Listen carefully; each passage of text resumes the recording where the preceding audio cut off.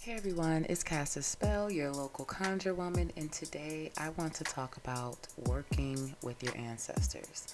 Now, if anyone knows any type of spirit work, it is not for the sane, okay? If you're working with any type of spirit or deity, it is not for the norms of this plane. That being said, I want to begin with the best way to start your magic, and that's working with your ancestors. Your ancestors never leave you, they've never left you, they won't leave you, so to speak.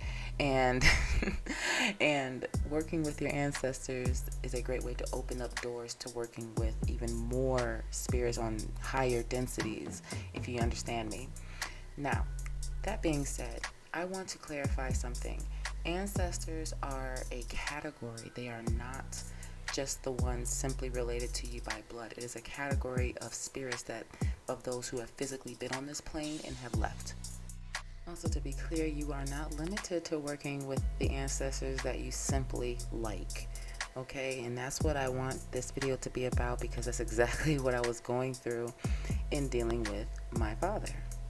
Okay, my father, I have a very similar story to many people where he wasn't in our lives, etc., etc. But as the kid in the whole matter, it's heartbreaking in multiple ways. Okay, that being said, he passed, and I had all this built up resentment and all of that shit. So I decided to sit at my altar and to be raw, be honest, brutally honest, pissy. I was fucking pissy. I had so much to say. When I decided to sit down, I laid out a black pillar candle to symbolize my frustration, my animosity, my resentment, etc. Put all my sigils and the herbs and the waters that I wanted along with this ritual. When I tell you, as I was being raw and honest with my father, he was there. He was listening. You could tell he was listening. The flame, again, I had no AC. I had no fan. I had no window open. So the way this flame moved, I knew he was listening. I've never seen a flame of a regular black pillar candle grow so tall. That candle flame grew to about a foot tall and swirled like a vortex in circles in front of me. So I'm like, yeah, he's here. In less words, he's here.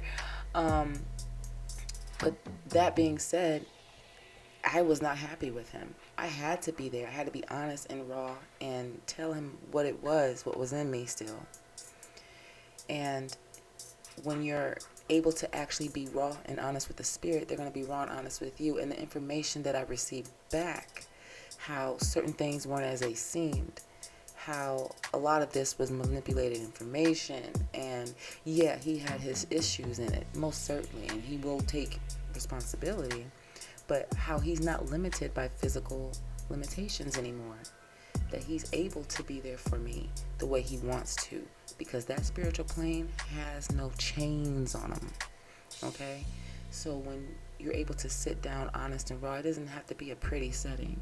It just needs to be within you. It needs to be from you. So yeah, now that I've been able to make that space for my father, I've been able to heal through that work of working with my ancestors. It has been a beautiful asset to my work. Oh my God. And that being said, definitely continue to work with your ancestors. Start at the beginning, which is just simply put out a plate of food, some water. If you have a photo, great. If you don't, you could write their names on paper. I like to use the back of the page of the Bible, that little blank page. Use that and write all of their names if you don't have photos. Make something beautiful for them. And trust me, it will be reciprocated.